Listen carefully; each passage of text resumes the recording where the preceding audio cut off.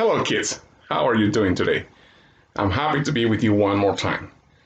Today we're going to talk about something that is probably new for you. It's the past continuous. I call it past continuous, but some other people can call it a different way. Past continuous is an action in the past that is still going on.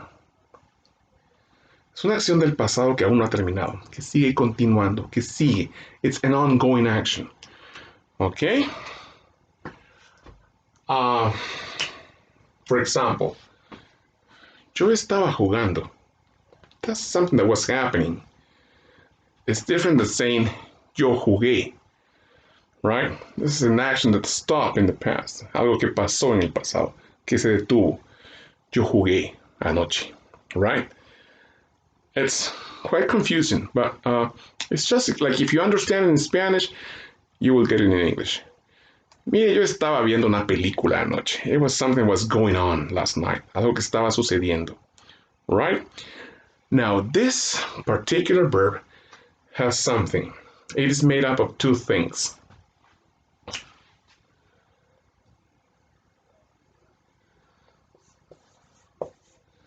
The past tense of be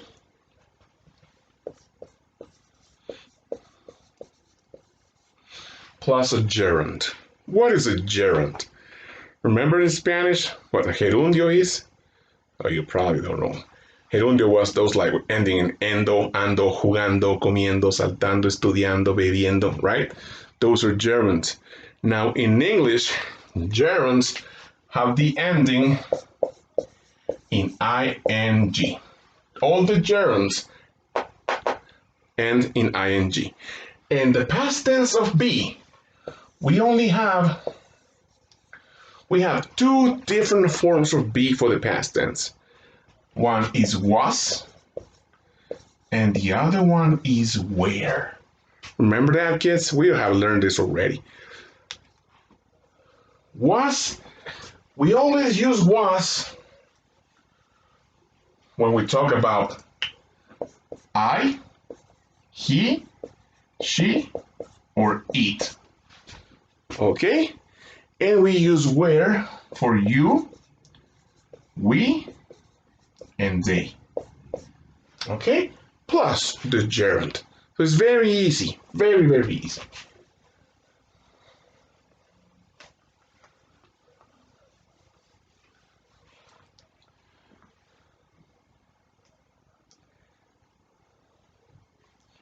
For example, I'm going to say, Luis estaba durmiendo. Okay, as I said, we have to use the subject first, which is Luis. And here comes estaba.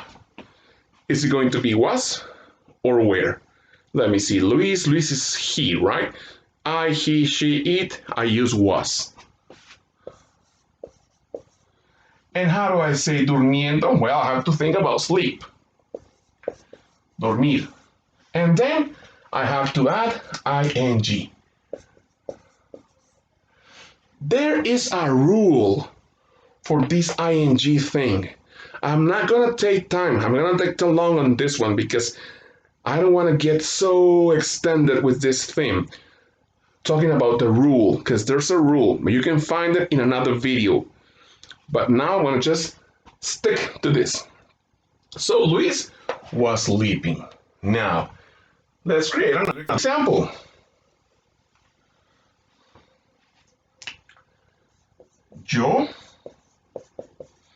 Let's talk about somebody else. Digamos, los gatos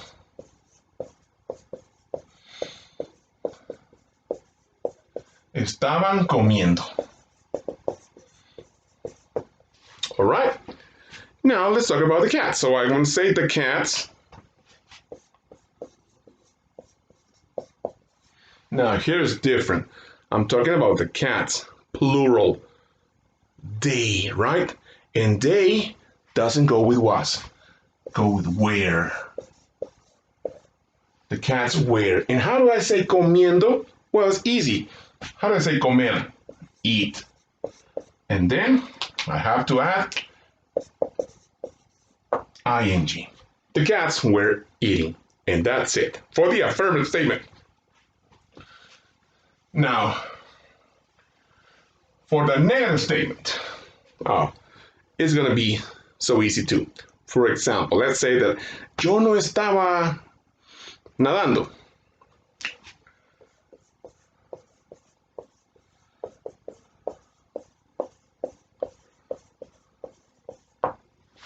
All right, now how do you say no estaba? Was not. Right. Now, nadanda. Here comes something different.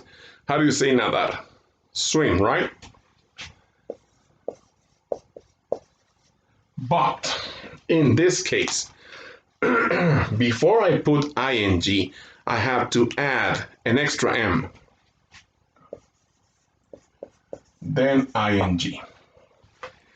Teacher, why do you put an extra m right there? I'm going to tell you very briefly. This is a one-syllable word, swim. And it lasts 3 letters. They have to be a consonant, a vowel, and a consonant.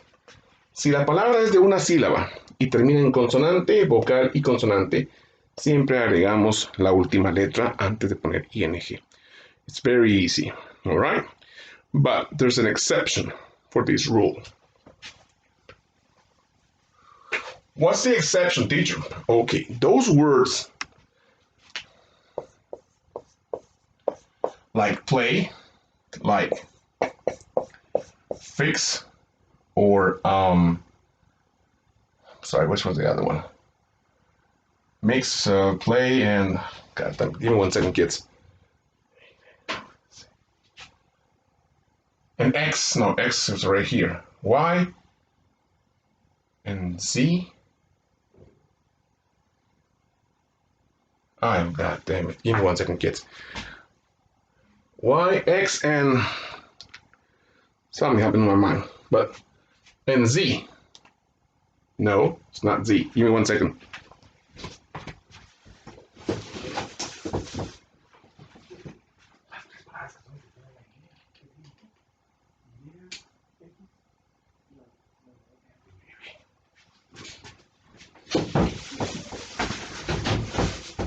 I apologize. I'm sorry, kids. The W. For example, flow. I don't know what happened to me right now. So, these words, play is 1 syllable, fix is 1 syllable, and flow is 1 syllable. And they all end in consonant, vowel, consonant. Consonant, vowel, consonant. Consonant, vowel, consonant. But in these cases, I do not have to add the extra. I just put ing. Ing, ing. All right? These are the exceptions to the rule. Now, let's continue. Okay, for example, if I'm going to ask you something, for example, ¿estaba Luis jugando anoche? Well, that's a question. So you always have to begin with the be verb. Was. Then comes the subject, always. Luis.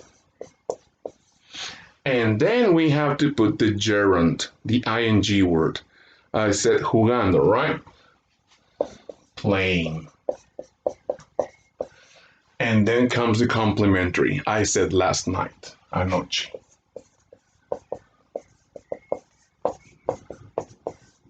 And here I have my sentence. Was Luis playing last night? And we have 2 options for this. Yes or no? Yes or no? Yes, he was with this one. Or no, he wasn't. Or was not. But I'd rather have it in a contraction. So kids, I apologize, I forgot the other word. I hope you learned something today. If you have any questions, don't hesitate to write me and I'll be more than happy to help you. For today, this is going to be it. Thank you for watching.